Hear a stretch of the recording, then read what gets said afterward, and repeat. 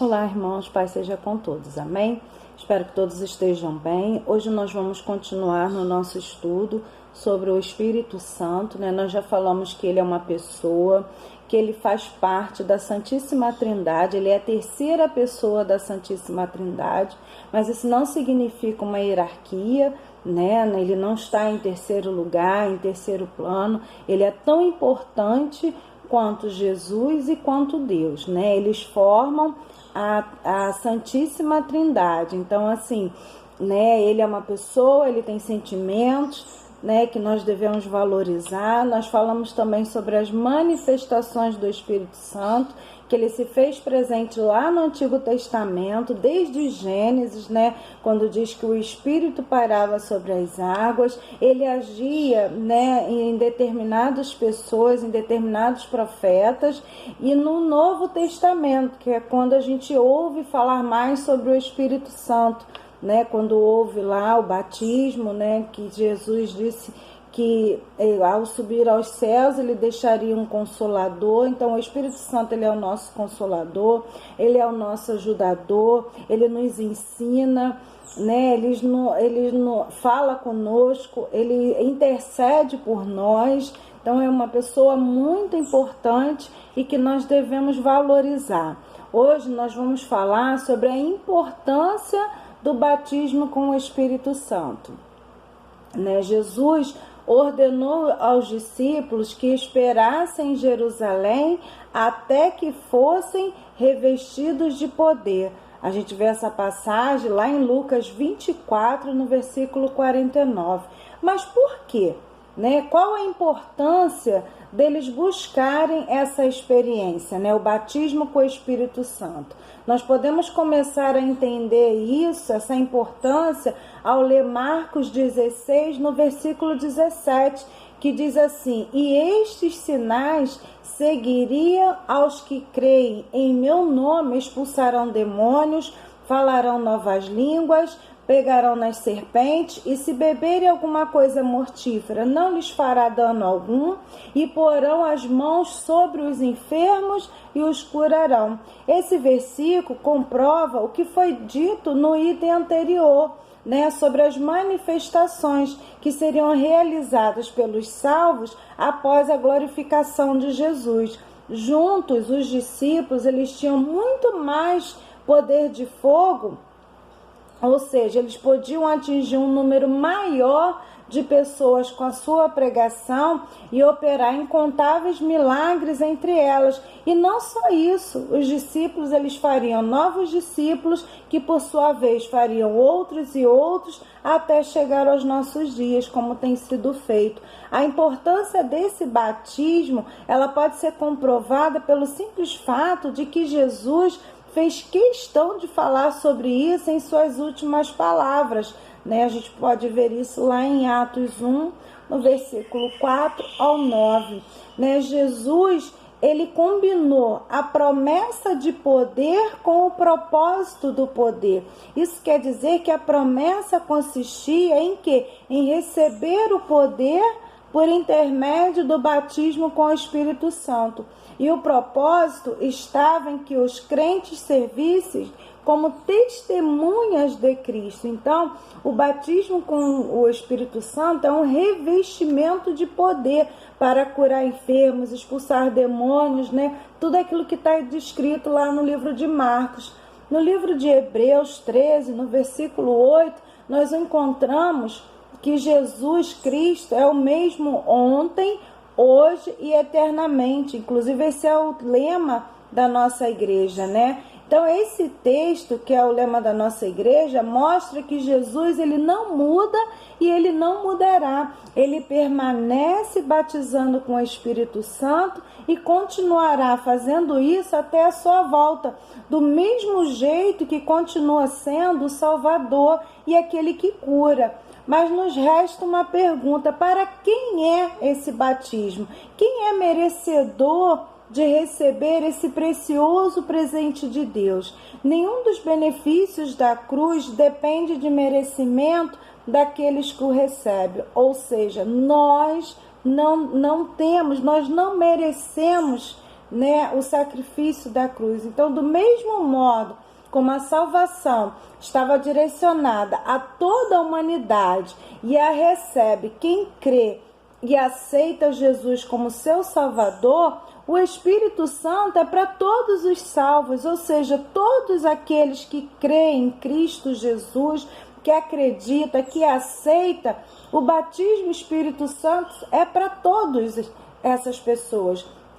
O profeta Joel, ele dizia que o Espírito seria derramado sobre toda a carne, toda, e não aquela ou essa.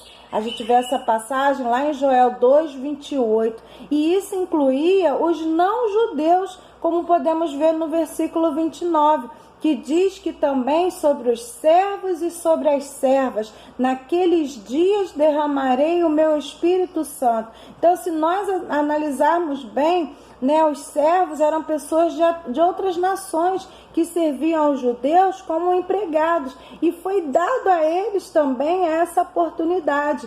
E Pedro confirma isso lá em Atos 2, no versículo 38 e 39. Nesse texto, pode-se perceber que a promessa do batismo com o Espírito Santo, assim como em Joel, está estendida a todos os crentes. Em ambos os textos, nós vemos que ela foi direcionada primeiramente aos judeus, a vós, vossos filhos, que é assim mencionado, e depois a todos os que viessem a crer, e todos os que estão longe, a tantos quantos Deus, nosso Senhor, chamar. Então, o apóstolo tornou a universalidade deste dom ainda mais certa ao estender o oferecimento para quantos o Senhor, nosso Deus, chamar.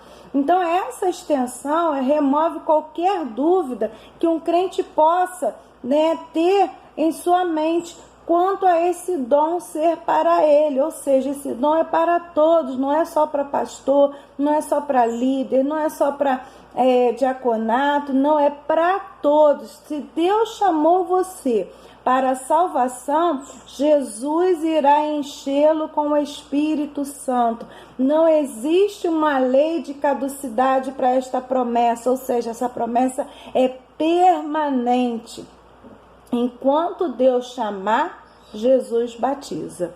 As manifestações do batismo com o Espírito Santo não cessaram com os apóstolos, como dizem certos estudiosos e líderes de determinadas igrejas, que não creem que possam acontecer nos dias de hoje. Esse batismo é para todos os salvos, sem exceção. Para recebê-lo é preciso crer, desejar e buscar. Nós vemos a confirmação disso lá em Lucas 11, no versículo 13, Atos 2, versículo 39, João 14, versículo 16. Então, para receber o batismo com o Espírito Santo é preciso crer, desejar e principalmente buscar, né? E agora nós vamos ver os pecados que são cometidos contra o Espírito Santo. Em Mateus 12, 32 diz: e se qualquer disser alguma palavra contra o Filho do Homem, se lhe há perdoado. Mas se alguém falar contra o Espírito Santo, não lhe será perdoado, nem neste século, nem no futuro. Em Marcos 3, 29 diz que qualquer, porém, que blasfemar contra o Espírito Santo nunca obterá perdão, mas será réu do eterno juízo. A gente lê também essa passagem lá em Lucas 12, no versículo 10. Então, esses versículos, eles mostram bem as consequências reais e definitivas para aqueles que pecam contra o Espírito Santo. É o único pecado que não há perdão. Quem recebe o batismo com o Espírito Santo, recebe com ele grandes responsabilidades. Existem muitas coisas que podem ser feitas sem que se incorra no pecado imperdoável contra o Espírito Santo, sobre o qual nós estamos falando.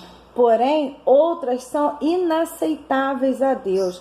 Para nós, os salvos em Cristo, né, eles podem cometer algumas falhas e pecados para os quais recebem justa punição. Eles podem entristecer o Espírito Santo. Lá em Efésios 4:30, certos erros cometidos pelos homens entristecem, mas não anulam a presença do Espírito Santo neles.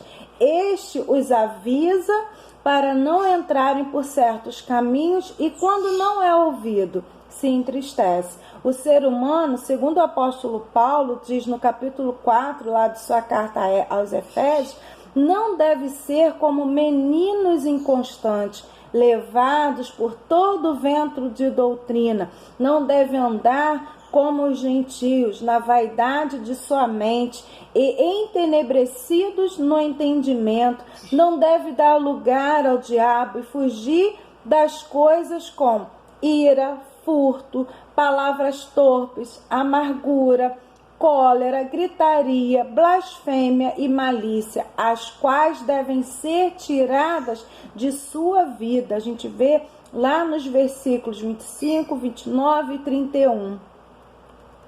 Mentir, né? Disse então Pedro a Ananias: por que encheu Satanás o teu coração? Para que mentisse ao Espírito Santo e retivesses parte do preço da herdade. Guardando-a não ficava para ti, e vendida não estava em seu poder. Por que formaste este desígnio em teu coração? Não mentistes aos homens, mas a Deus. A atitude de Ananias e Safira nessa situação tornou-se imperdoável pelo fato de tentar enganar a Deus, né? Acreditando que ele não veria sua mentira. Muitos agem ainda hoje como eles agiram, pensam que ficarão impunes dos seus pecados, mas na realidade receberão o justo juízo por seus erros. A gente vê essa passagem a respeito de Ananias, né? Ananias, lá em Atos 5, versículo 3 e 4. Extinguir o Espírito Santo. Paulo exorta aos Tessalonicenses, né? Lá em 1 Tessalonicenses 5, no versículo 19, para que estejam sempre vigilantes e sóbrios, não dormindo com os demais. Ele lhes deu diversos conselhos para que o Espírito Santo, que neles habita, não se extinguisse. Entre esses conselhos, Paulo os advertiu a que vestissem da couraça da fé e do amor e tivesse sobre as suas cabeças a salvação, a esperança da salvação, lá no versículo 8. Então é preciso que o homem entenda a vontade de Deus em sua vida e esteja constante em oração, dando graças em tudo, não desprezando as profecias e abstendo-se de toda aparência do mal. Então, dessa forma, a gente não extingue o Espírito Santo na nossa vida, dentro de nós. Para os incrédulos, para aqueles que não acreditam no Espírito Santo, né? Não acreditam em Deus, não acreditam em Jesus. Estes, eles podem blasfemar contra a pessoa do Espírito Santo e resistir ao seu poder. Como pode ser visto em todos os evangelhos, os fariseus, eles eram insensíveis à obra que o Espírito Santo fazia através de Jesus. Eles eram incircuncisos de coração e ouvido, né? Eles atribuíam ao diabo essa obra, a obra praticada por Jesus, eles achavam que era do diabo. A gente pode ver isso lá em Mateus 12, no versículo 24. Isso se caracteriza em que? Em negar o poder de Deus manifesta em seu Filho, e pelo qual operava todos os milagres citados na Bíblia, né? Nas Escrituras. Os fariseus, eles desafiavam abertamente o Senhor e desrespeitavam o Espírito da graça. Isso trazia sobre eles o quê? Uma condenação irremediável. Então, diante dessas coisas, precisamos estar atentos às nossas próprias atitudes em relação ao Espírito Santo e às suas manifestações. Nós devemos cuidar para que não percamos aquilo que de mais precioso recebemos de Deus, a nossa salvação. Então hoje, né, nós falamos sobre a importância do batismo com o Espírito Santo, que esse batismo é para todos os que creem, para todos os que aceitam, para todos que buscam, resumindo, para os salvos. E nós falamos também sobre os pecados cometidos contra o Espírito Santo, que tem pecado que não vai ser perdoado, tem pecado que não vai ser, né, considerado, porque não tem perdão.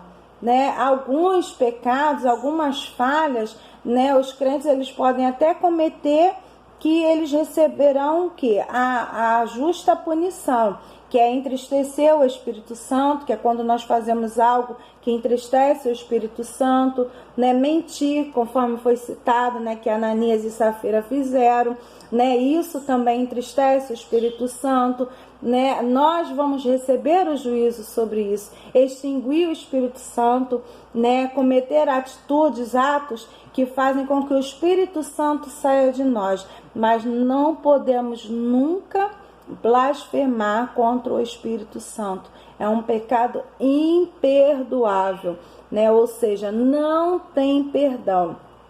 Então, irmãos, né, nós já aprendemos quem é a pessoa do Espírito Santo, as manifestações do Espírito Santo no Antigo e no Novo Testamento, a importância do batismo com o Espírito Santo, que é para todos, né? E os pecados contra o Espírito Santo, né? Espero que vocês gostem, espero que vocês vejam as referências, né? E pesquisem mais sobre essa pessoa tão importante na nossa vida, né? Domingo que vem nós vamos continuar a falar sobre o Espírito Santo, amém? Deus abençoe a todos.